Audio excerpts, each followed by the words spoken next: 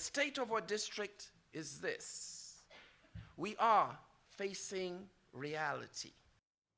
More JCPS job cuts are possible, but not certain. The superintendent giving that address today, but then answering our questions directly and revealing the cuts may not be over. Hello, everybody, and thanks for joining us at 5. I'm Doug Proffitt. And I'm Connie Leonard. At his first State of the District address, Superintendent Brian Yearwood says the district is stabilizing after the deficit he inherited.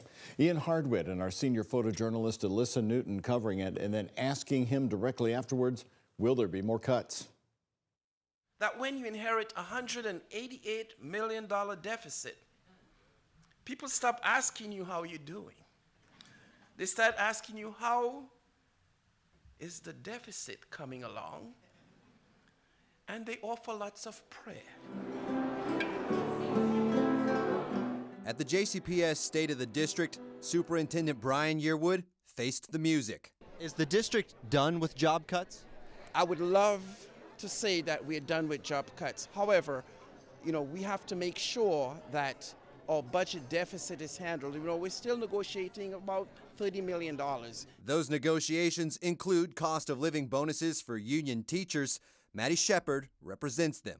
To retain as many resources as possible in schools because that's where they're needed the most. This follows Board of Education approval of a district shakeup. Bookkeepers and academic coaches will leave schools and apply for district-level jobs instead. Board member Taylor Everett voted against the reorganization, saying Yearwood should have cut higher-paying positions. But today, I think we're going to see most of the things being addressed and addressed very quickly, not only from him, but from the board in policy. Wednesday, a board-commissioned audit found budget decisions often lack formal governance, structure, and collective review. Any example of a practice you would like to change? Our forecasting models needed, some additional work, and that's one area that we'll be working with. The honeymoon period will soon be ending for the superintendent. Our students did not create this deficit, but they will benefit from how we solve it. Reporting for WHAS11 News, Ian Hardwitt on your side.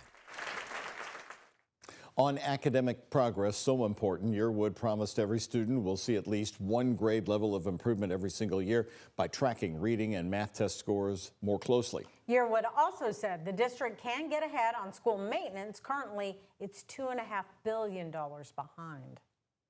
More than 80% of our facilities are over 50 years old, and several are more than a century old.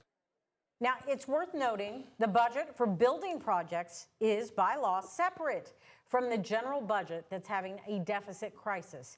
Yearwood promised more accessibility ramps at schools, improved athletic fields, and fixing playgrounds. More top stories for you here tonight at 5. 5 people are facing murder charges after police say suspects fired nearly 60 shots in an ambush-style attack. This happened in Shively, right outside of a nightclub. Some of the suspects have violent criminal histories, including previous murder charges. As the 5 suspects were arrested, police said they recovered 14 firearms, including a Glock switch. And that's the device that can essentially turn a handgun into a machine gun. Those nearly 60 shots we talked about fired in under 30 seconds. WHAS11's Conroy DeLuce is joining us here with more details about this crime and the suspects who fired the shots. Conroy? Well, for 23 days after the shooting, LMPD and Shively PD were following those suspects, even involving the FBI and ATF. Now, I'm going to go ahead and warn you that coming up, you're going to hear some of those gunshots that were fired, and police say they were all from the suspects, and that may be difficult for you to listen to. But that was just nearly 60 gunshots fired in just a matter of seconds. Just after 3 o'clock in the morning on February 2nd, Rodney Parker was taking his last steps. And this is what the last moments of his life sounded like. 5 seconds later, dozens more gunshots fired within seconds.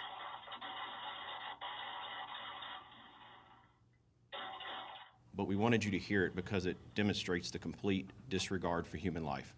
Last week on I-65, leaving downtown Louisville. That is a police car.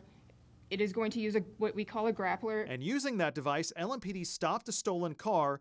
Then officers chased the suspects. Police say one of the men they caught was DeMontre Rocks. He's subsequently arrested there thanks to the work of our drones. Deputy Chief Emily McKinley says 2 firearms were recovered. Days later, on Wednesday at 6 a.m., police with SWAT executed 5 search warrants. 5 suspects, including Kiesia Tyson, Davion Birdsong, Chance Guthrie, and Rocks, are now charged with murder. The 5th is a juvenile. Police say at least some of them knew the victim. During our investigation, yes, we have been able to determine that there was a known relationship between these individuals. And some of those suspects are also known to the justice system. Chance Guthrie was convicted of manslaughter in the death of 14-year-old Darren Thiel in the St. Denis neighborhood in 2021. Guthrie was 14 years old at this time. According to court records, Birdsong and Rocks were charged with violent crimes when they were underage. Rocks pleaded guilty to facilitation to a murder that happened in 2020. These dangerous people acted together, but they underestimated how quickly law enforcement would come together to take them off the streets. All 5 suspects are charged with complicity to murder, assault second degree, and wanton endangerment. Guthrie is also charged for possession of a gun by a convicted felon. The 4 adults were arraigned in court Thursday, all entering not guilty pleas. Now, one of those nearly 60 bullets fired did hit a second man at the club, but police say that he should survive. Now, coming up at 6, our Focus reporter Travis Breeze is going to break down the backgrounds of the suspects previously convicted of killing victims, investigating how they ended up back on the streets. Reporting, Conroy DeLuche, WHAS11, on your side. All right, thank you, Conroy. And as you just heard Conroy say, one of the weapons found had a Glock switch. During today's update, LMPD reiterated a need for Kentucky lawmakers to ban this. A Glock switch is a small piece of plastic that can turn a handgun into a machine gun. There is a bill making its way through the legislature to ban these converters. LMPD Deputy Chief Emily McKinley says the ATF says Kentucky sees the second most amount of Glock switches in the U.S. It is so critical that we make these devices illegal at the state level. They are illegal at the federal level. We, as state law enforcement, cannot charge or arrest or seize these devices without some sort of law at the state level making these devices illegal. McKinley said Texas is the only state in the country with more Glock switches than Kentucky. Indiana did it. Their lawmakers passed a ban back in 2023. House Bill 299 passed the Kentucky House and now heads to the Senate.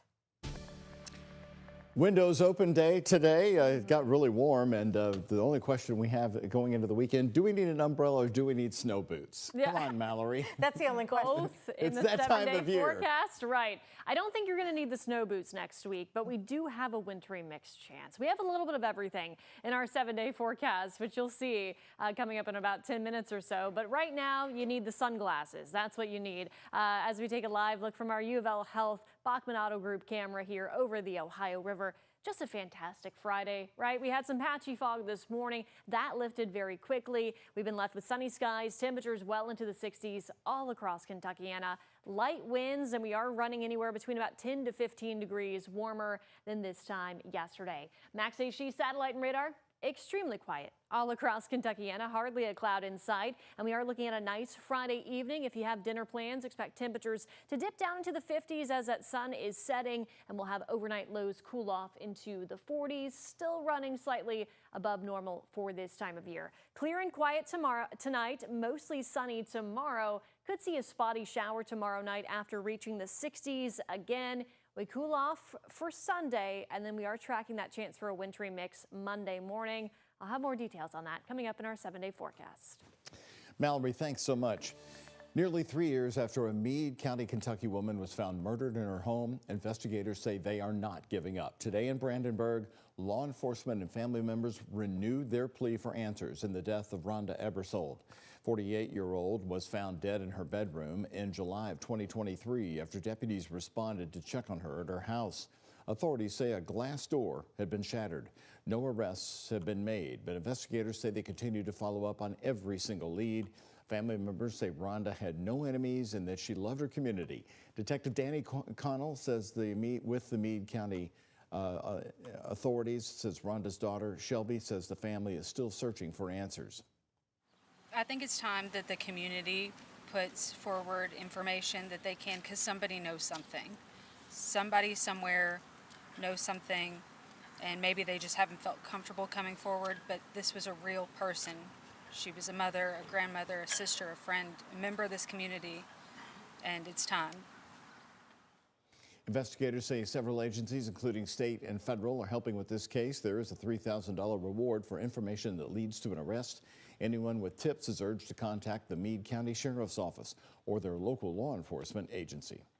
A breakthrough in a case that has haunted Bowling Green for nearly 30 years. Today, officials announced a federal charge in the abduction and murder of a 7-year-old girl. Morgan Violi was taken from her Bowling Green apartment complex in July of 1996 when a maroon van pulled up and she was forced inside.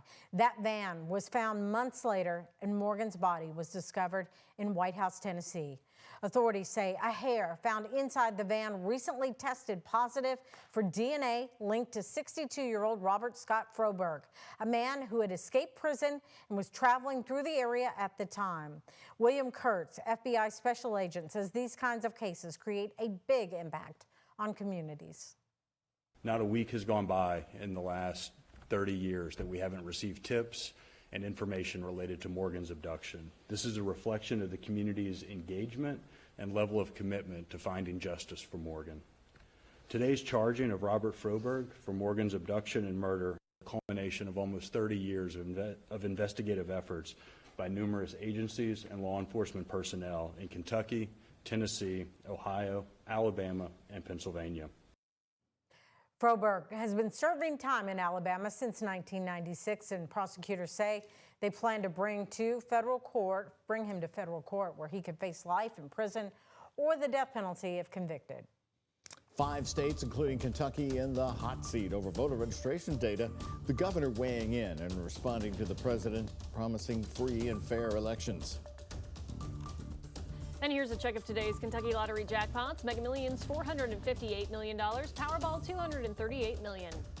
The Kentucky Lottery, funding education for over 1 million Kentucky students.